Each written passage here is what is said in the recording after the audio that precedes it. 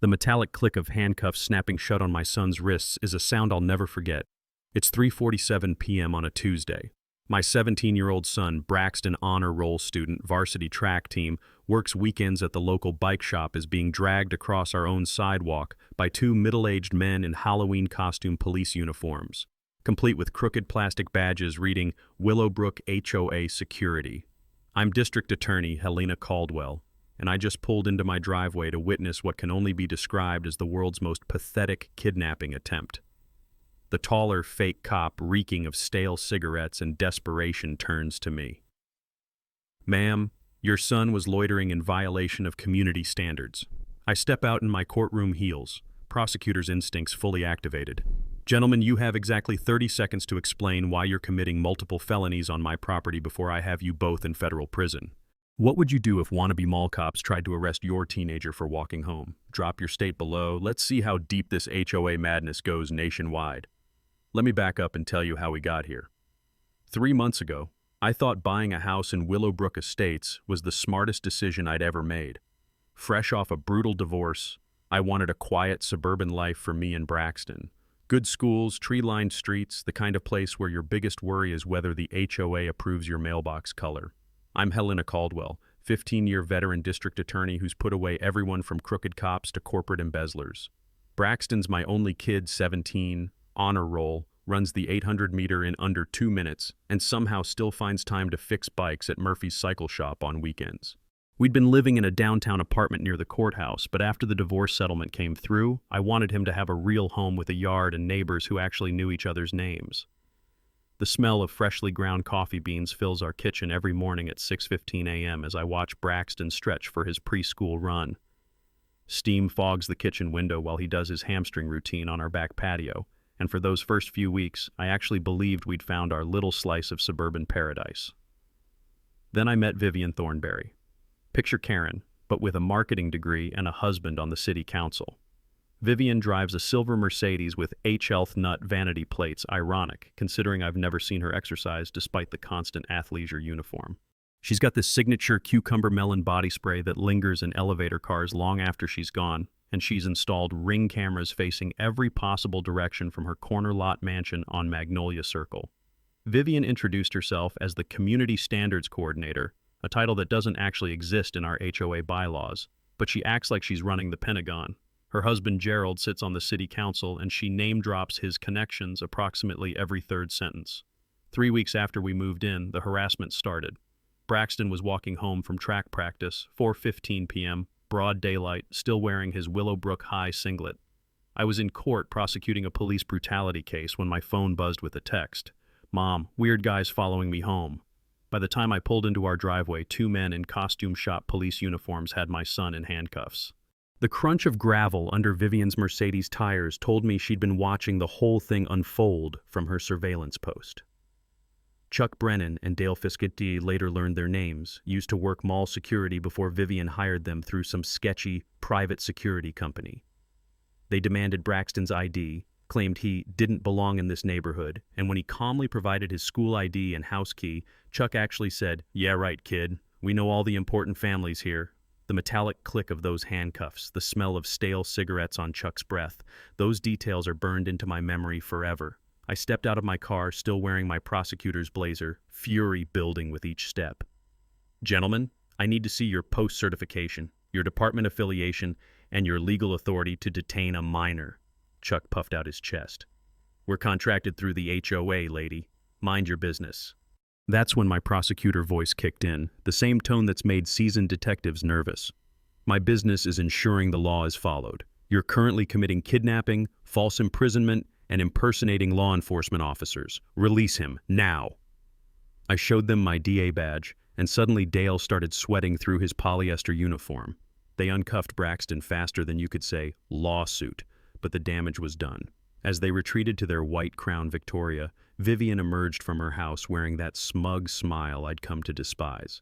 "Helena, welcome to the neighborhood. Perhaps we should discuss community expectations." "The only expectation I have," I replied, "is that people follow actual laws instead of playing dress-up police officer." Her response chilled me. "This is a high-standard community. We maintain property values through selective enforcement." I caught the racial undertone immediately. My prosecutor instincts don't miss much. She handed me a 47-page community standards manual with sections highlighted in yellow marker. Here's a legal nugget for you. HOAs can create rules, but they cannot supersede criminal law or constitutional rights. Period.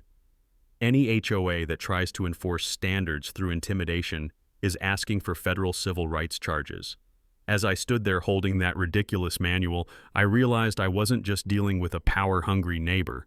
I was looking at organized harassment disguised as community management. The war had officially begun. Vivian Thornberry spent her weekend doing what every modern Karen does when faced with opposition. She Googled me. Hard. By Monday morning, she'd discovered that I'd successfully prosecuted 3 corrupt police officers the previous year, including a lieutenant who'd been taking bribes from drug dealers. In Vivian's twisted logic, this made me anti-law enforcement perfect ammunition for her next attack.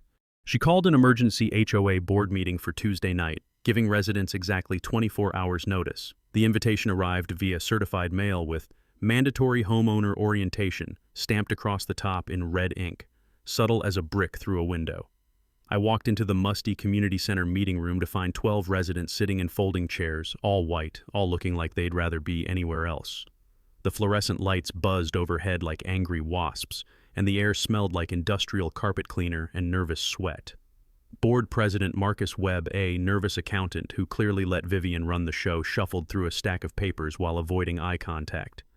Vivian sat at the head table like she was chairing a Senate hearing, complete with a gavel she'd apparently bought herself. "Thank you all for coming to address our security concerns," Vivian began, her cucumber melon body spray competing with the carpet cleaner smell. "We need to discuss the Caldwell situation." She clicked through a PowerPoint presentation titled Neighborhood Safety Assessment. That would have been hilarious if it wasn't so pathetic. The slides showed ring camera footage of Braxton walking, just walking on public sidewalks like a normal human being. "As you can see," Vivian announced with the gravity of someone presenting evidence of terrorism, "this individual has been conducting surveillance of our homes during school hours." The surveillance was Braxton walking to the bus stop. I let her finish her performance before standing up. "Mrs. Thornberry, I'd like to see the legal basis for these security concerns." "We hired professional security to protect our investment," she replied, gesturing toward Chuck and Dale, who stood in the back wearing their costume uniforms like they were auditioning for a community theater production of Mall Cop the Musical. "Professional security requires state licensing," I said, pulling out my phone. "Let me check their credentials with the private security board." Marcus Webb started sweating so hard I could smell his deodorant failing from 3 rows away. I'd seen this same panic in white-collar defendants when I'd ask about business licenses during fraud prosecutions. That deer in headlights look when someone realizes their shortcuts are about to become felonies. "I'd also like to review the board's authority to hire security without a homeowner vote," I continued. "And I'll need to see your liability insurance policy covering their actions." The room fell silent except for the buzzing lights. Marcus fumbled through his folder like he was looking for his car keys in a hurricane. "We're simply trying to maintain the character of this neighborhood," Vivian said, her voice rising slightly. "What character is that exactly?" I asked. "Please be specific." The silence stretched so long I could hear someone's stomach growling 3 chairs over. Vivian realized she couldn't voice her actual thoughts without admitting to discriminatory intent exactly what I'd hoped for. After 15 years of prosecuting, you learn to let defendants talk themselves into corners. "Any further harassment of my family will result in criminal charges and civil litigation," I said, packing my notes. "I suggest you review your authority and your insurance coverage very carefully." As I headed for the exit, I noticed Marcus Webb's folder was open on the table. The letterhead caught my eye: Pinnacle Property Management. I recognized that name from a recent insurance fraud case my office had investigated. My prosecutor instincts started tingling. Coincidences like this usually aren't coincidences. Vivian's parting shot followed me to the parking lot. "Some of us have connections in this town, Helena. Real connections."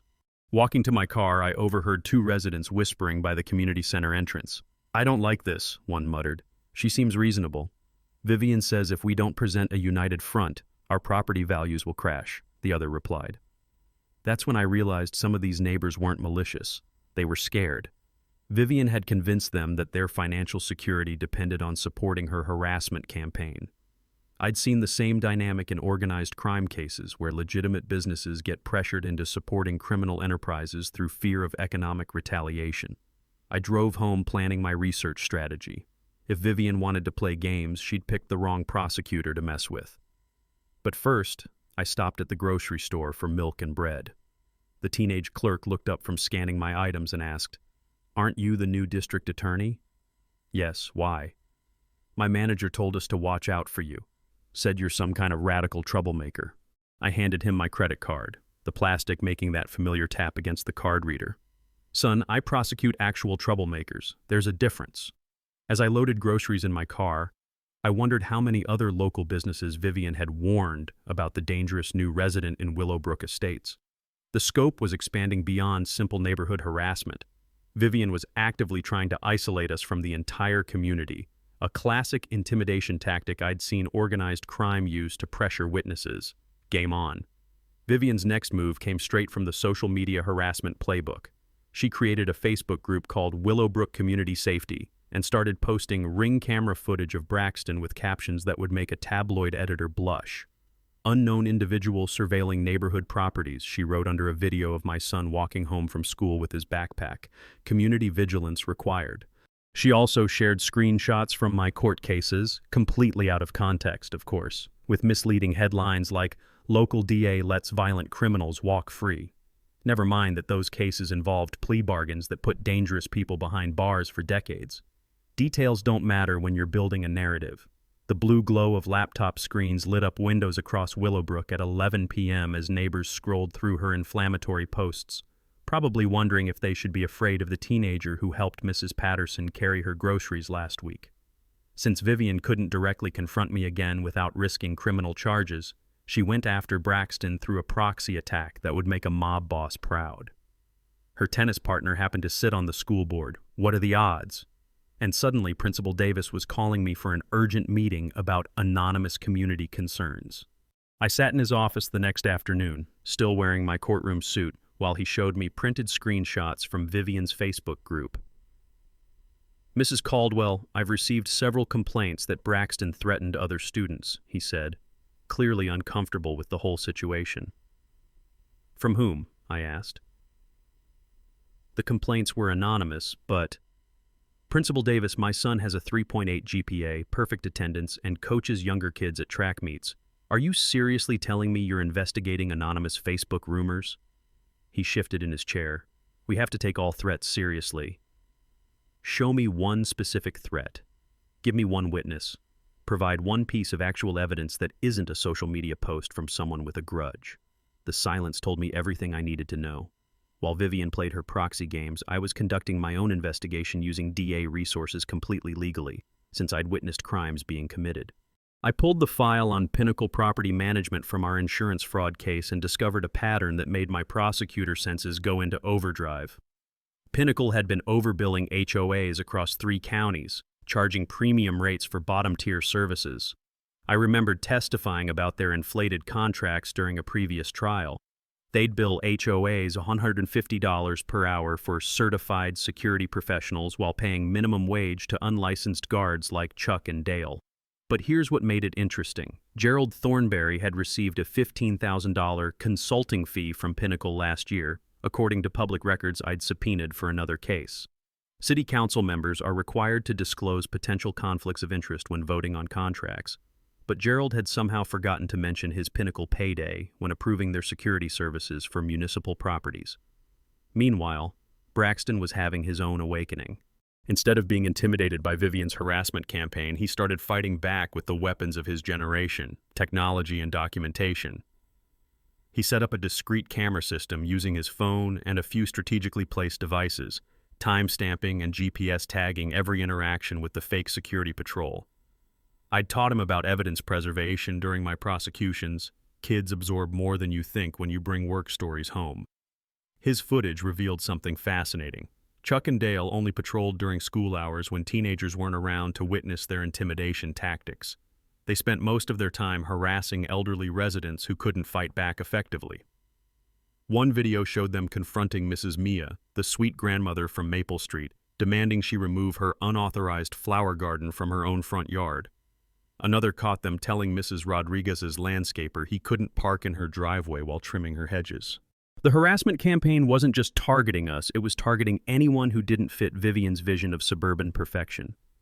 I attended the next PTA meeting and discovered something that gave me hope. Other families were pushing back too. 3 parents approached me privately to share their own stories of intimidation. Mrs. Rodriguez pulled me aside after the meeting. They followed my landscaper to 3 different houses, claiming he was suspicious, she whispered. He's been doing yards in this neighborhood for 5 years.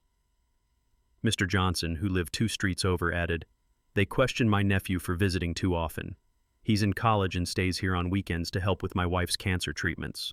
These parents weren't just concerned, they were documenting everything, building their own cases against Vivian's systematic harassment. I realized we had the foundation for a civil rights complaint that would make federal prosecutors very interested. But Vivian's campaign was expanding beyond neighborhood boundaries. Her Facebook posts were being shared by local business owners who'd bought into her narrative about radical prosecutors and declining property values. The grocery store incident wasn't isolated. She'd been systematically warning local businesses about our family, trying to turn the entire community against us through a whisper campaign of lies and innuendo. The war was escalating, but now I had allies, evidence, and a clear view of the conspiracy we were facing. Time to start building the case that would bring them all down. Vivian's nuclear option arrived at 6 a.m. on a Thursday with the sharp knock of police knuckles on my front door. I heard Braxton's startled footsteps on the hardwood floors upstairs as I wrapped my robe around me and peered through the peephole.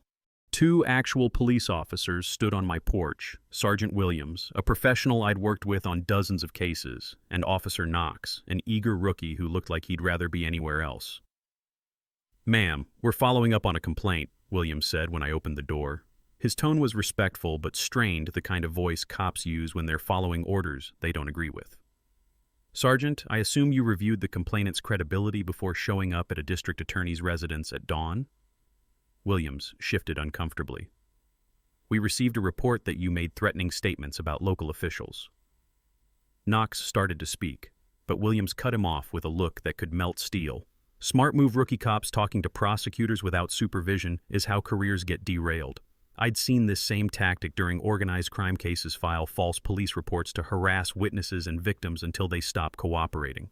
The only difference was that Vivian had Gerald's city council connections to give her complaints official weight. "Which official?" I asked, "and what specific threats?" "The complaint was filed by Councilman Gerald Thornberry," Williams admitted. "He claims you threatened him during a neighborhood meeting." I had to admire the audacity. Gerald was using his government position to weaponize law enforcement against a prosecutor who'd never even spoken to him directly. Making false police reports is a felony in most states, even when the target is someone you don't like. Gerald had just handed me the evidence I needed to destroy his political career. While the officers filled out their paperwork and left with apologies, I spent the morning using my professional contacts to trace the complaint through the system. The paper trail led straight back to Gerald's office phone, where he'd called in a concerned citizen tip about threats against public officials. I pulled Gerald's voting record from the past 2 years and found a pattern that made my prosecutor instincts sing. He consistently voted against public defender funding while supporting private prison contracts. More importantly, he'd approved several municipal contracts with Pinnacle Property Management without disclosing his financial relationship with the company. Public officials must disclose conflicts of interest when voting on contracts that could benefit them personally. It's basic government ethics. Gerald's $15,000 Pinnacle payment should have been disclosed every time their name came up for a vote. That afternoon, Vivian scheduled another emergency community meeting with 24 hours notice, this time framing it as a discussion about prosecutor harassment of concerned citizens. She clearly expected me to stay away and let her control the narrative. Instead, I showed up with a briefcase full of documents and the confidence that comes from having prosecuted actual criminals for 15 years. The squeak of folding chairs echoed through the community center as 30 residents turned to watch me enter. Vivian's cucumber melon body spray had been applied with extra enthusiasm, competing with the musty air conditioning and creating an olfactory assault that would make a skunk jealous. "This meeting is for residents concerned about abuse of power," Vivian announced, her voice tight with barely controlled fury. "Then you won't mind if I address those concerns directly," I replied, setting my briefcase on the table with a satisfying thunk that made Marcus Webb jump. I opened the briefcase and pulled out Pinnacle Property Management's billing records, which I'd obtained through a public records request during my original investigation. Numbers don't lie, even when people do. Ladies and gentlemen, you've been paying $45,000 over the past 6 months for professional security services, I announced, spreading the documents across the table. Let me show you what you actually got for that money. I compared Pinnacle's invoices to Chuck and Dale's actual wages, $12 per hour for roughly 10 hours per week. The math was simple enough for a middle schooler.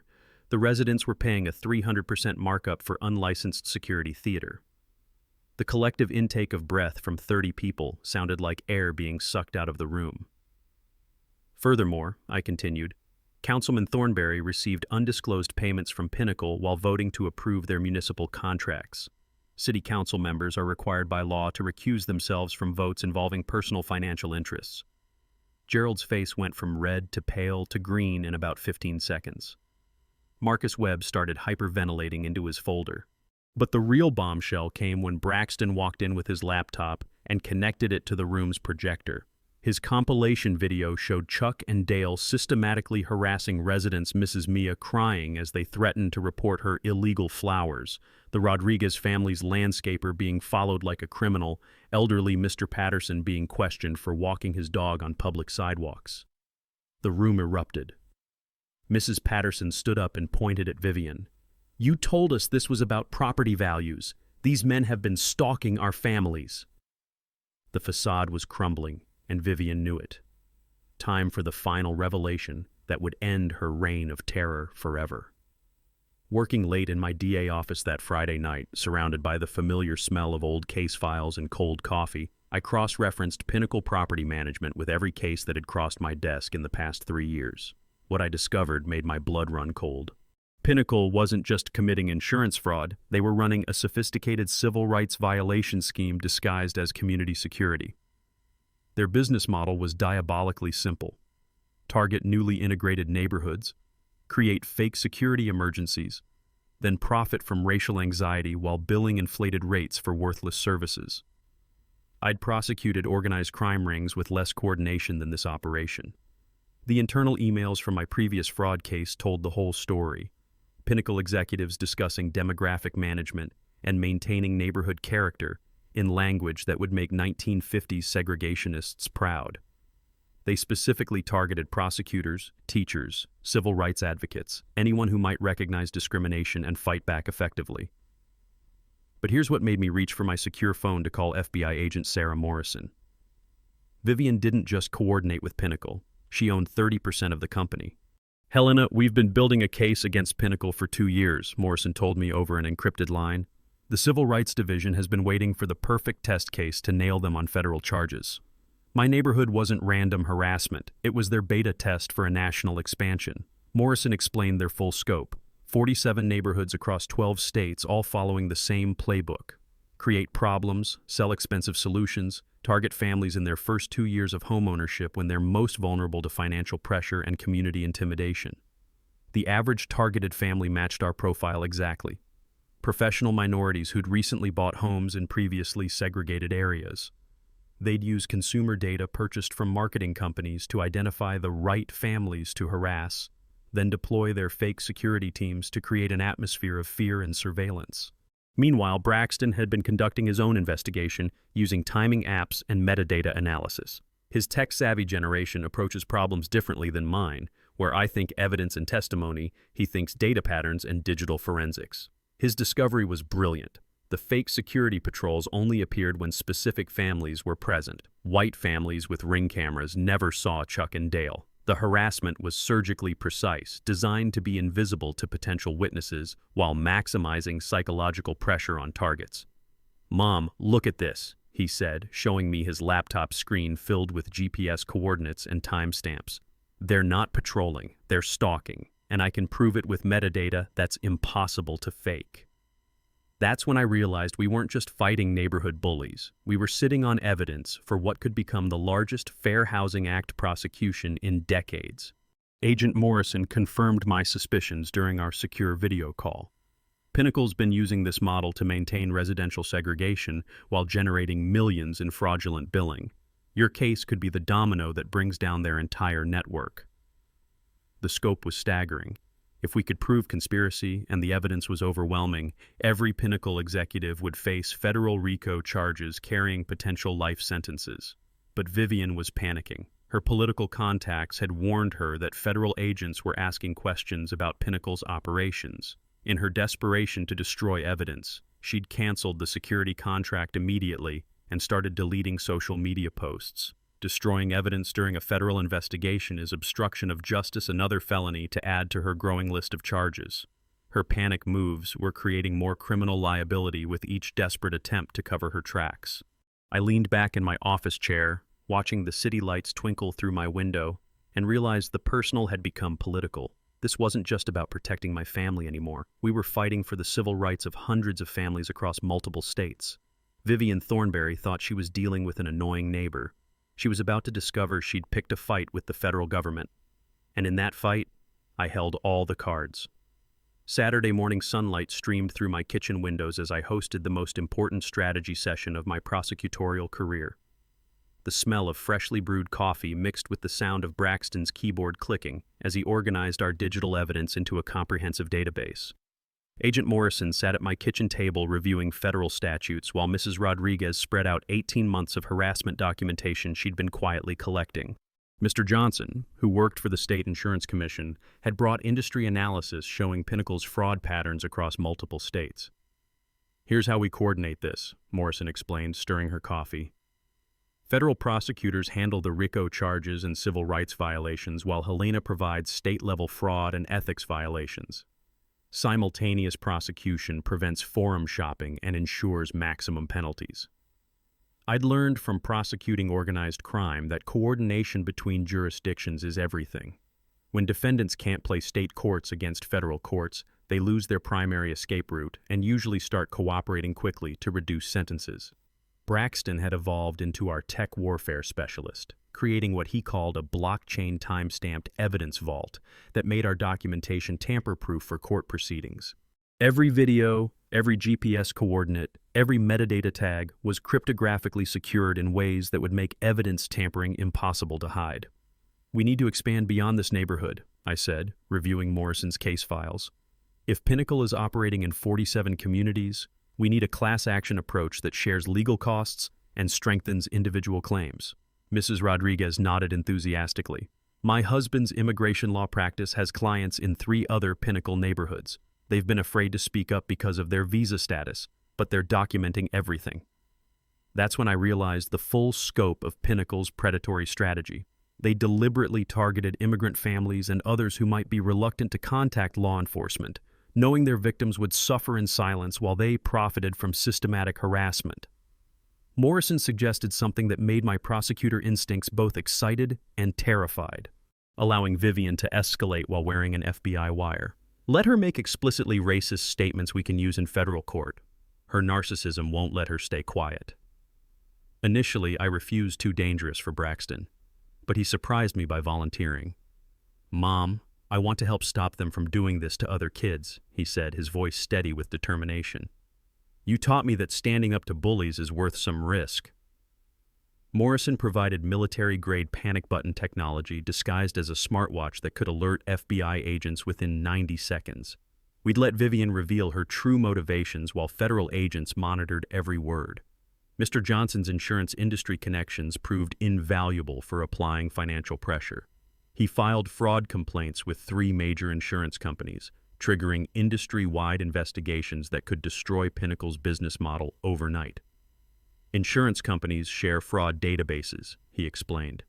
"Once one company flags Pinnacle, every insurer in the country gets notified. They'll lose coverage for their entire operation within weeks." I coordinated with the state HOA Oversight Board to freeze all active Pinnacle contracts pending investigation. Regulatory agencies can impose emergency suspensions when fraud is suspected, cutting off their cash flow while we built criminal cases. The media strategy required careful coordination with my friend at Channel 7 News. We'd lead with financial fraud stories because viewers respond more strongly to your tax dollars being stolen than to civil rights violations, even though the discrimination was the real crime. Start with "Are you paying for fake security?" and let the racial profiling angle develop naturally, I suggested. Broader audience appeal means more pressure on prosecutors to pursue maximum charges. Meanwhile, I filed formal ethics complaints against Gerald with the City Council, State Ethics Board, and State Bar Association. Public officials facing multiple ethics investigations often resign to avoid prosecution, and Gerald's political survival instincts would eventually force him to choose between protecting Vivian and saving his career. Braxton created an anonymous website documenting Pinnacle's operations with demographic analysis showing their targeting patterns. Public information websites can pressure companies without creating defamation liability, and his data visualizations made the discrimination patterns impossible to ignore. We organized legal clinics for affected families, teaching residents how to document harassment legally while building our witness network. Pro bono attorneys from the ACLU and NAACP Legal Defense Fund had volunteered once they realized the national implications of our case. The timing had to be perfect, all elements activating simultaneously to prevent evidence destruction. Morrison would coordinate federal raids on Pinnacle offices in 3 states while I filed criminal charges against Gerald for filing false police reports and ethics violations. Civil rights attorneys would file the class action lawsuit the same morning, seeking damages and court-ordered monitoring of HOA practices nationwide. Vivian, meanwhile, continued escalating her harassment campaign, unknowingly providing more evidence with each desperate move. Narcissists often can't stop even when they're losing their need for control overrides self-preservation instincts. Her latest Facebook rants were becoming increasingly unhinged, and written threats create much stronger evidence than verbal ones. Every post was another nail in her legal coffin. As I packed my briefcase that evening, the leather smell reminding me of countless other cases I'd won through careful preparation, I realized we'd built something unprecedented. A coordinated federal-state prosecution that would reshape civil rights enforcement nationwide. Vivian thought she was dealing with an annoying neighbor who'd eventually give up and move away. She was about to learn the difference between harassment and justice. Vivian's desperation reached fever pitch when she realized the federal investigation was closing in. Her nuclear option was filing a complaint with the State Bar Association, claiming I'd used DA resources for a personal vendetta against concerned citizens exercising their First Amendment rights. The complaint was 43 pages of creative fiction, complete with Gerald's sworn testimony about my alleged threats during the HOA meeting and doctored timestamps suggesting I'd conducted official business during personal disputes. She'd clearly spent considerable money on legal consultation to craft something that sounded plausible to bureaucrats unfamiliar with prosecutorial authority. What she didn't understand, and what 15 years of prosecution had taught me, is that prosecutors can legally investigate crimes they personally witness. When someone commits felonies in front of a district attorney, documenting that evidence isn't misconduct, it's job performance. Chuck and Dale, meanwhile, were facing serious federal charges and decided intimidation was their best defense strategy. They began following Mrs. Rodriguez to the grocery store, photographing her license plate and leaving fake parking tickets on her windshield with threatening messages scrawled in red ink. Witness intimidation carries separate felony charges that add years to prison sentences, a fact these amateur criminals hadn't considered. Braxton's hidden cameras caught them placing fake traffic citations on targeted families' cars, building video evidence that would make federal prosecutors very happy during sentencing hearings. While Vivian played her desperate games, I was working with Agent Morrison to build an airtight federal case while maintaining my normal DA duties. The trick was avoiding any appearance of personal motivation. High-profile prosecutors must be Caesar's wife, above suspicion and beyond reproach. We coordinated media strategy carefully, focusing on financial fraud rather than racial discrimination. Money stories get broader public support and generate more social media engagement than civil rights cases, even though the discrimination was the real crime driving everything else. Mr. Johnson's insurance industry complaints triggered a chain reaction I'd hoped for but hadn't dared expect. 3 major insurance companies launched simultaneous investigations into Pinnacle's fraudulent claims, discovering a pattern of fake vandalism reports and manufactured security incidents designed to inflate premiums across multiple states. Insurance companies share fraud databases aggressively. It's how they protect themselves from systematic scams. Once one company flags an organization for fraud, every insurer in the country gets notified within hours.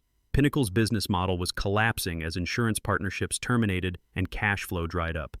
Vivian's social media presence became increasingly unhinged as financial pressure mounted. Her Facebook posts evolved from coded language about community standards to explicit rants about liberal prosecutors destroying American neighborhoods with their radical agenda. Social media posts can be used as evidence of discriminatory intent in federal civil rights cases, something Vivian's expensive lawyers should have warned her about. Every angry post was another piece of evidence for Morrison's federal prosecution. The breakthrough came when Gerald's attorney reviewed the potential federal charges and recommended immediate cooperation. Defense attorneys know that first defendants to cooperate get the best plea deals, especially in conspiracy cases where everyone eventually talks to save themselves. Gerald's confession session took place in the sterile fluorescent hum of an FBI interview room, where he provided emails proving Vivian's ownership stake in Pinnacle and her direct involvement in targeting specific families for harassment. The financial paper trail was devastating, money flowing from discriminatory harassment directly into her personal bank accounts. RICO cases require proving criminal enterprise conspiracy, and Gerald's testimony provided the missing link between Vivian's harassment campaign and Pinnacle's profit motive. Back in the neighborhood, residents finally organized effective resistance.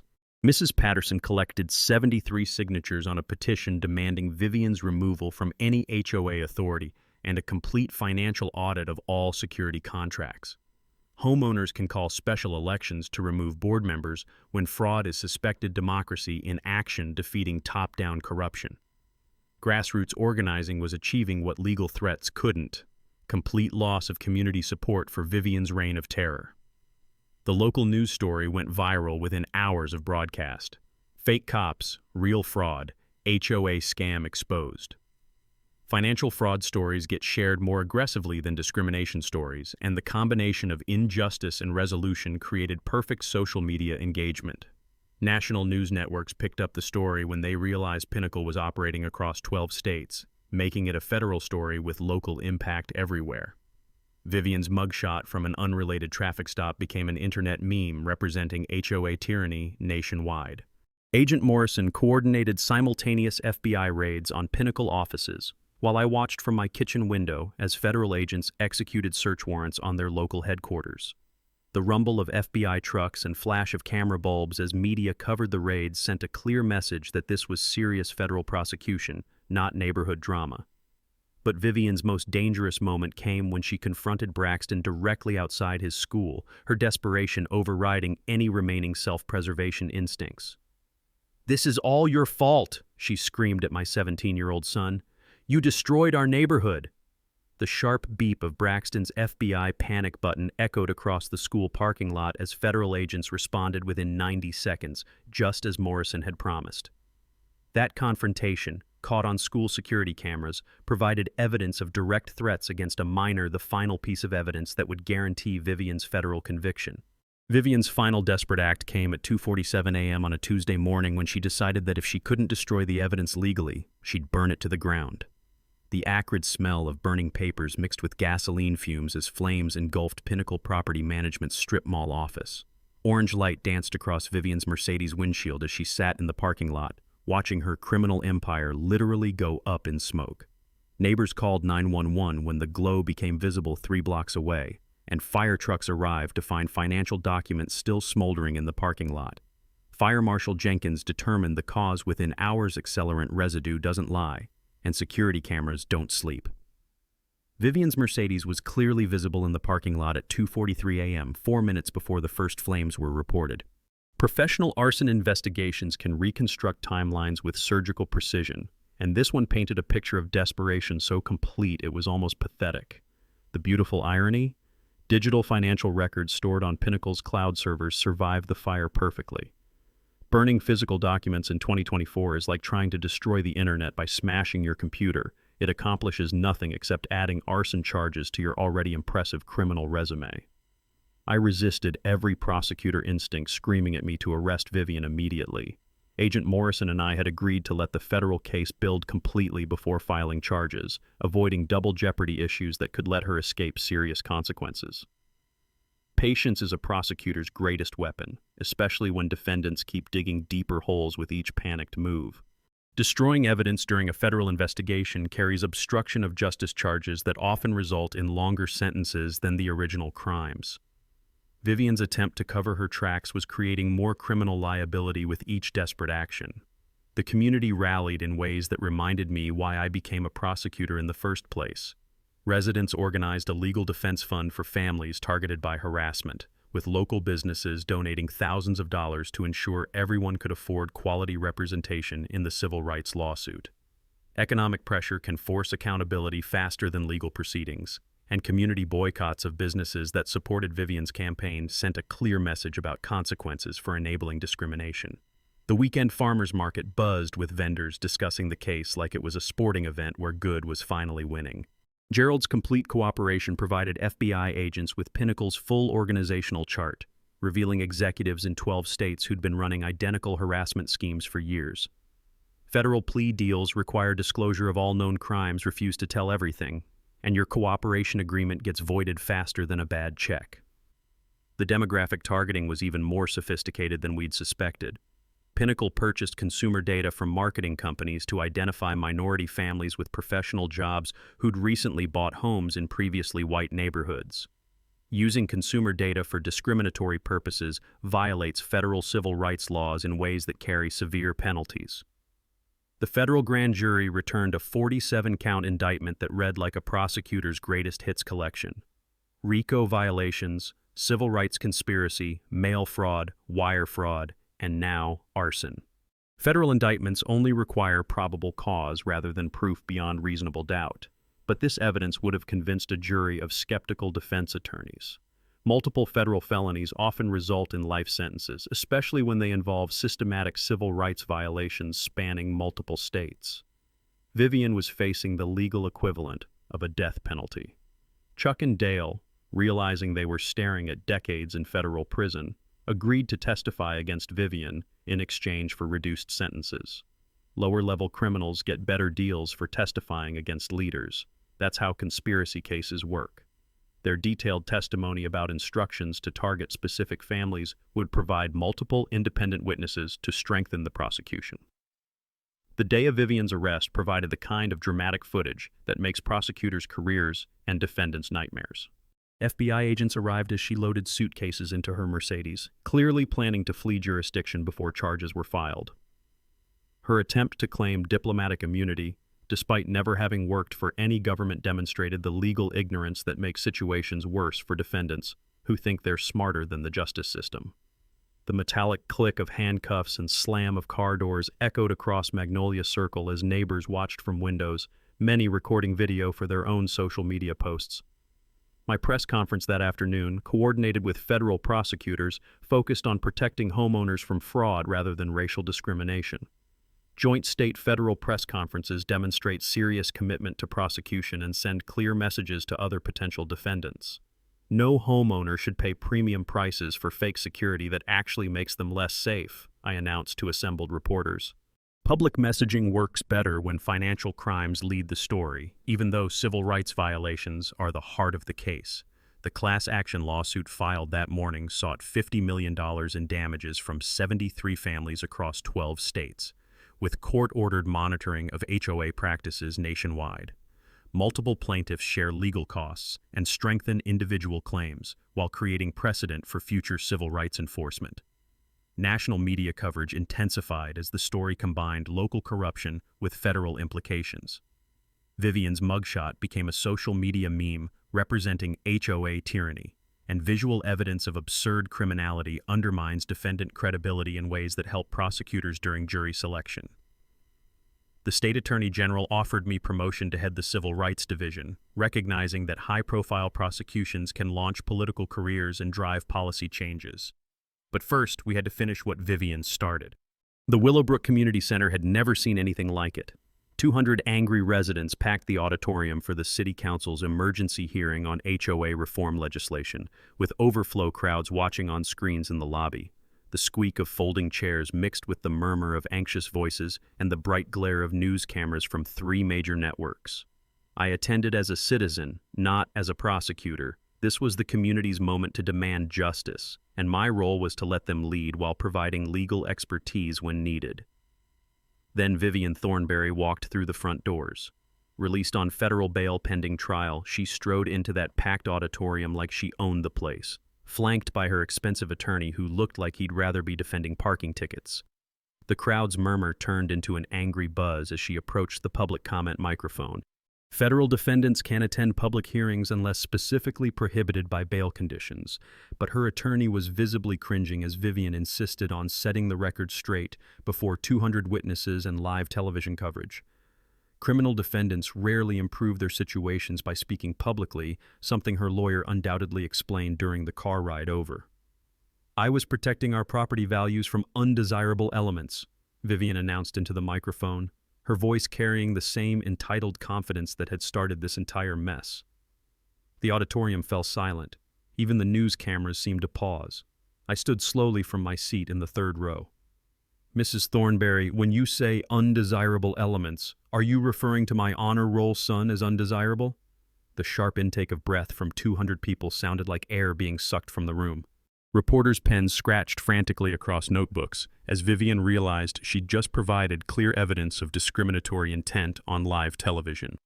Defendants often provide the best evidence against themselves when their need for control overrides self-preservation instincts.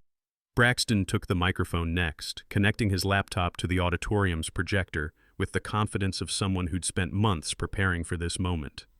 His compilation video filled the screen, Chuck and Dale harassing families while Vivian directed operations from her Mercedes.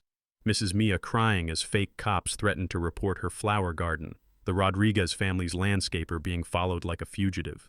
The electronic whir of the projector fan was the only sound as 200 people watched systematic harassment unfold in high-definition clarity. Video evidence is infinitely more persuasive than testimony because it doesn't require believing anyone's word. Mrs. Mia took the microphone with trembling hands. "They followed me to doctor appointments," she said, her voice breaking. "I thought I was safe in America." One by one, targeted families shared their experiences. Personal stories create emotional connections that statistics never achieve, and the cumulative effect was devastating. Mr. Johnson presented his financial analysis showing residents had overpaid $89,000 for fake security, while Mrs. Rodriguez described buying her dream home only to live in a surveillance nightmare. Money stories motivate people more effectively than civil rights arguments, even though the discrimination was driving everything else. Gerald Thornberry shuffled to the microphone next, following his attorney's advice to make a public confession in exchange for reduced federal sentencing. "I betrayed my oath of office and enabled discrimination in our community," he admitted, his political career ending in real time. Public officials face higher penalties for corruption due to breach of public trust, and his cooperation was the only path to avoiding life in federal prison. Agent Morrison took the microphone with permission from the U.S. Attorney's Office. This investigation revealed that Pinnacle Property Management operated identical discrimination schemes in 47 neighborhoods across multiple states, she announced. This case represents the largest Fair Housing Act prosecution in over a decade. Major civil rights cases often start with individual families fighting back, then expand when federal investigators discover systematic violations affecting hundreds of victims. The Insurance Commission representative provided the final bombshell. Pinnacle submitted over $2 million in fraudulent claims statewide, inflating insurance costs for every homeowner in affected areas. Connecting civil rights violations to broader economic harm affecting everyone transforms discrimination from a minority issue into a community concern. That's when Vivian completely lost control. "These people don't belong in our neighborhood," she screamed into the microphone, her voice rising to a shriek that made the sound system screech with feedback. Her attorney tried desperately to pull her away, but narcissists often cannot stop talking even when it destroys their legal defense. Every word was being recorded by a dozen news cameras for use in federal court. I stood calmly. Mrs. Thornberry just provided clear evidence of discriminatory intent under federal civil rights law, which makes housing discrimination a felony regardless of property values. The crowd erupted in supportive applause that echoed off the auditorium walls like thunder. City police served the outstanding arson warrant as she left the building, handcuffs jingling as she was led away while her attorney shook his head at the preventable legal disaster. The community gave Braxton and me a standing ovation as we walked out into the warm evening air. "Mom," Braxton whispered as applause thundered around us. This is what justice sounds like. Fighting injustice together had strengthened our family in ways I never expected. 6 months later, justice was served with the kind of precision that makes this old prosecutor's heart sing. Vivian Thornberry was convicted on 23 federal counts and sentenced to 15 years in federal prison without possibility of parole. The metallic clang of the courtroom door closing behind her was the sweetest sound I'd heard since my son's first words. Civil rights violations carry mandatory minimums that judges cannot reduce, no matter how much defendants sob about their good intentions during sentencing.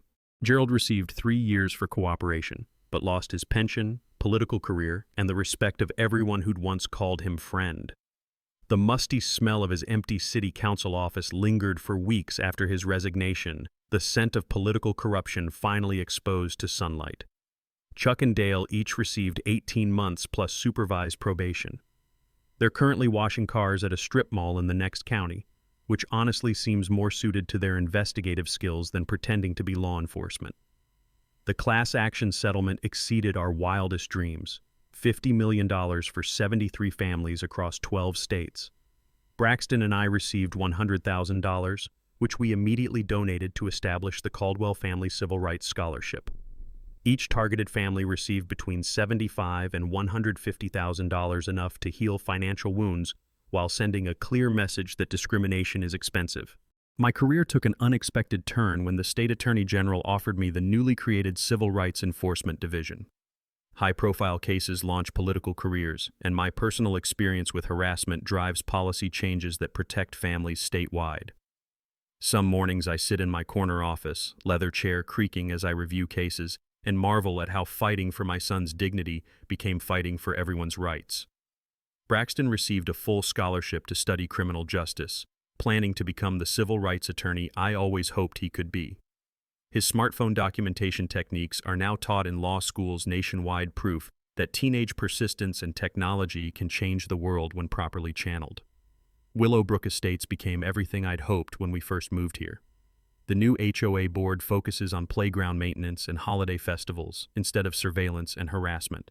Property values increased 15% as families actively seek neighborhoods known for inclusivity rather than exclusion. The annual Community Unity Festival fills Magnolia Circle with the smell of barbecue smoke and the sound of children's laughter echoing off houses where fear once lived. Mrs. Mia grows prize-winning roses in her front yard, the same garden Chuck and Dale once called unauthorized landscaping. The taste of her homemade cookies at block parties reminds everyone that community should nourish souls, not crush spirits. Mrs. Rodriguez's landscaper now maintains 12 yards in our neighborhood, and nobody questions his right to be here. The Rodriguez family hosts an annual tamale-making party that brings together families who once crossed streets to avoid each other. The state legislature passed the HOA Accountability Act requiring licensing for security services, financial transparency, and annual audits. Specific fraud cases inspire comprehensive reforms that protect future victims from systematic abuse disguised as community standards. A documentary about our case won an Emmy, but more importantly, it educated millions about recognizing housing discrimination. Media coverage transforms individual victories into national conversations about civil rights and community cooperation. The most precious victory wasn't legal or financial, it was personal. Saturday mornings still begin with freshly ground coffee beans filling our kitchen, but now Braxton and I review scholarship applications while discussing civil rights cases nationwide. The steam fogging our window frames conversations about justice that never would have happened if Vivian hadn't tried to destroy our family. Fighting injustice together forged bonds that normal parenting could never create.